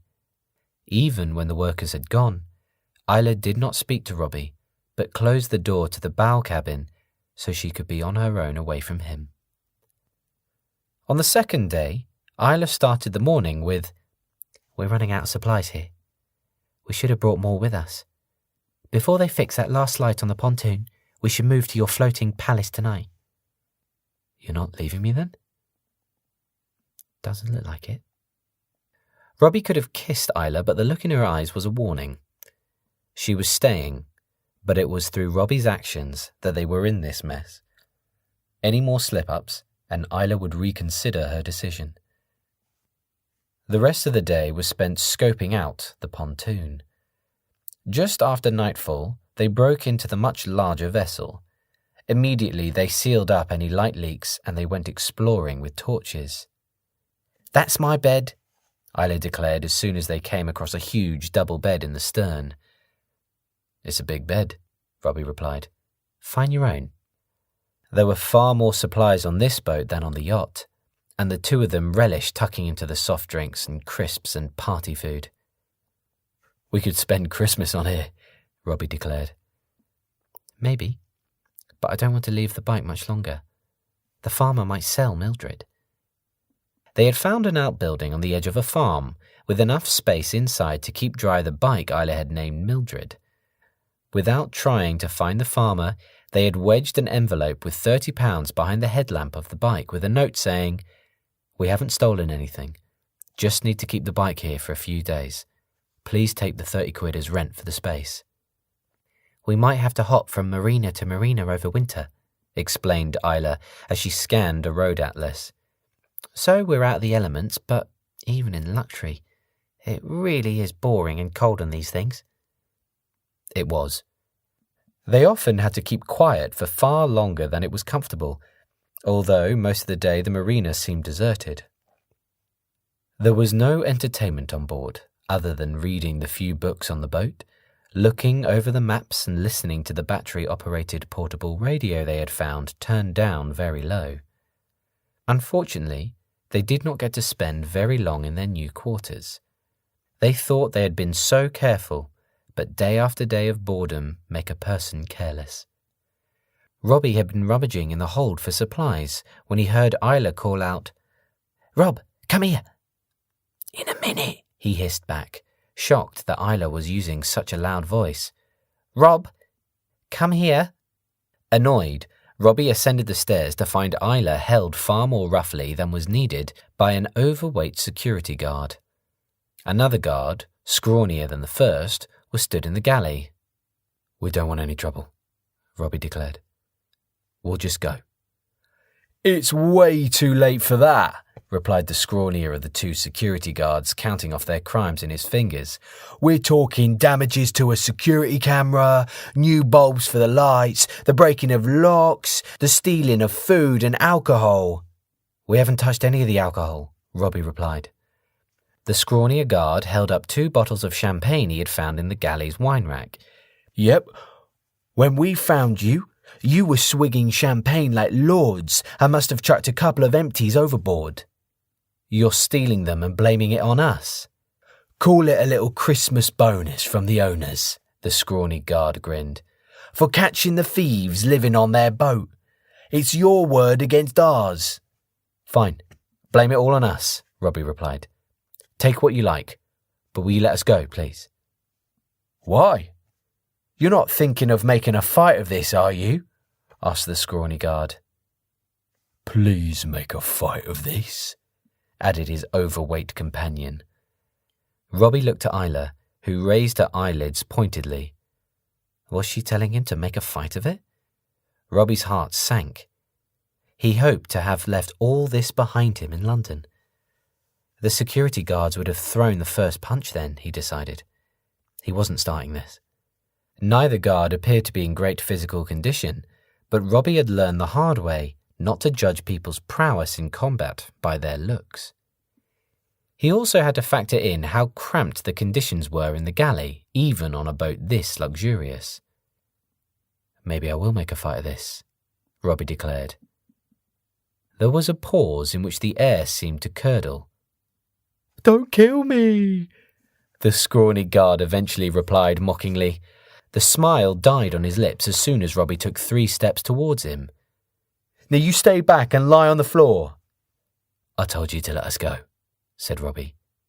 Why couldn't you just let us go? Hear that, Steve? The scrawny guard put down the champagne bottles. Then he turned towards his colleague in an exaggerated manner that was so obviously the prelude to making a lunge that Robbie could have given him the cue himself. When it came, the attempted grab was so lame that in one continuous movement, Robbie caught the wrist and drove the guard's head against a cupboard, then swiveled on his feet, stepped forward before the overweight security guard could react, and punched him full in the face. It was hardly an epic fight. Robbie's heart was not in it. These men were unpleasant, but they were not criminals. The 2 security guards were grabbers, not punchers. And it was Isla who ended it by clubbing the tubby security guard over the head with a champagne bottle, which remained intact. Selecting one of the kitchen knives from the galley, Robbie stepped past the panicked, scrawny security guard and thrust the blade into the floor about 12 feet away. As Isla tied up the 2 guards together, Robbie explained the situation. I am really sorry to have to do this to you.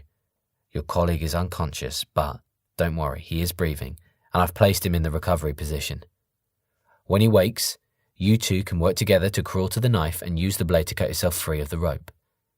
You see, we need time to get away. Like I said, I really am sorry to have to do this to you. Isla and Robbie quickly gathered their possessions, put their heads down, and marched along the pontoon, only breaking into a run once they were away from the marina and its security cameras. Neither stopped running until they reached the motorbike. The farmer had left a message on their bike. If it's here gone Wednesday, I'm selling it. It took several goes before Mildred started up. Without drawing attention to themselves with illegal speed, Isla turned into a random road. Then she turned and turned again into smaller country lanes until they were completely lost, but so too was any chance of pursuit. That evening, they watched the clouds tumble across the sky with the promise of a storm.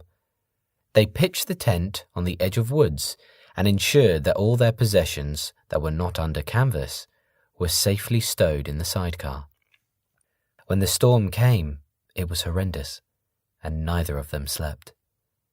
There was a false economy in buying a reasonably priced tent, as water soon began to run down the inside of the canvas, forcing them to shove everything else in the sidecar, whether it was wet or not. Huddled in the dripping tent, they watched the wind warp the fabric until something began to flap and a peg was wrenched free of the ground. They tried to fix the tent, but merely got drenched in the storm. Finally, the tent was ripped free from its moorings and kited away into the trees, becoming torn to shreds in the process.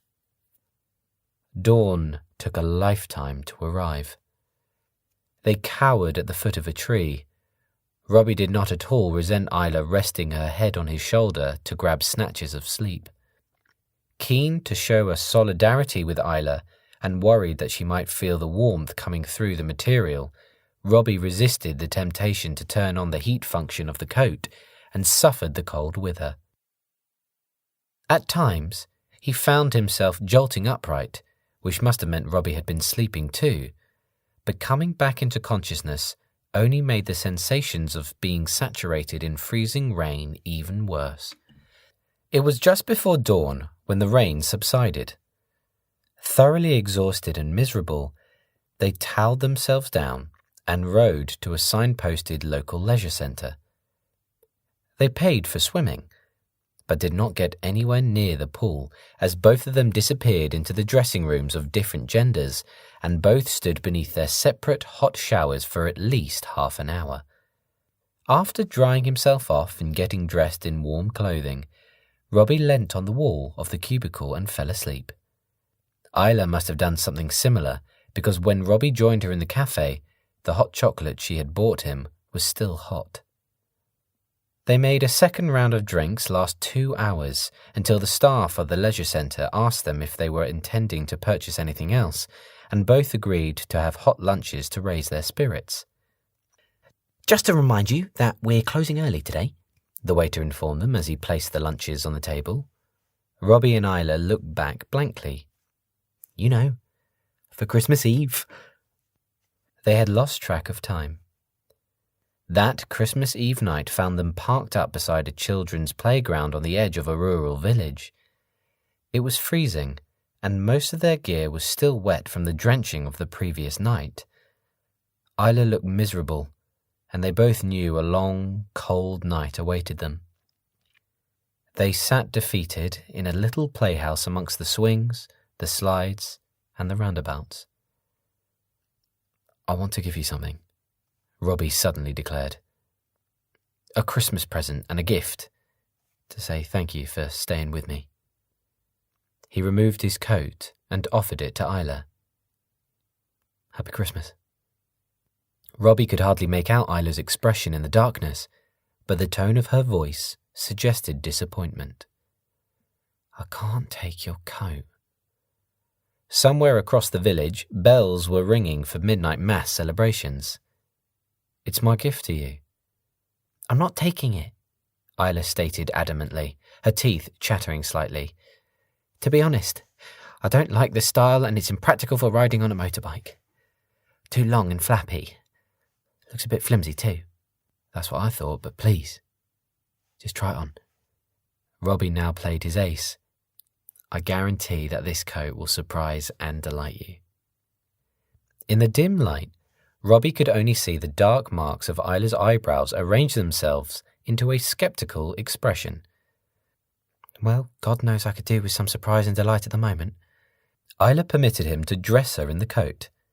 She was well aware how ridiculous the garment looked on her, not least because it reached down to her feet. It's like wearing a dress, Isla complained. Then Robbie turned on the warmth function. Even in the dark, the change on Isla's expression was obvious and priceless. Wow! I thought I wet myself, she declared. That's amazing. You want to ask me how I got about chuffing Sodmore without being seen? Robbie added. How are you doing that? Is what I think you asked. Well, this was how. Robbie showed her where the 3 buttons were hidden and pressed the one with the coat outlined in the wavy lines. Now you're invisible. Even only wearing trousers, boots, a t-shirt, and a thick jumper on a foul Christmas Eve night, it warmed Robbie to see delight on Isla's face. Unsurprisingly, she spent the next few minutes appearing and disappearing and making him jump. It was not long before she turned on the warmth function again. The gloves go with it, Robbie added, handing them over. And he's got a hood. Her eyebrows fell. You're sure about this? You came with me, you stayed with me, even after I told you what I'd done. This is my gift to say thank you. But I don't have anything for you, Isla complained. You didn't abandon me. We'll swap nights wearing the coat, she decided, so one of us is always warm. He nodded, but he wasn't going to take back the coat. Merry Christmas, Isla. Merry Christmas, Robbie, she replied, and hugged him. Then the rain came. They crawled inside a metal tunnel built into the climbing frame and stopped up one end with a strip of tent canvas. Isla had clearly turned on the warmth function of her new present, because Robbie could soon hear the gentle murmurs and sighs of her sleep breathing. The metal seemed to be leeching him of any warmth, so that Robbie could not sleep. However, he was at peace with himself. Giving Isla the coat was the right thing to do. At some point in the night, Isla lurched awake. He felt her touch his arm because his shivering was causing the metal tunnel to clink quite loudly. Without saying a word, Isla clambered up beside him and threw an arm with one half of the coat over his chest.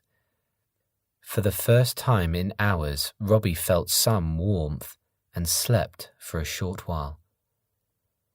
He did not sleep for long, though, because the metal of the tunnel still meant any heat seeped out through his back and backside.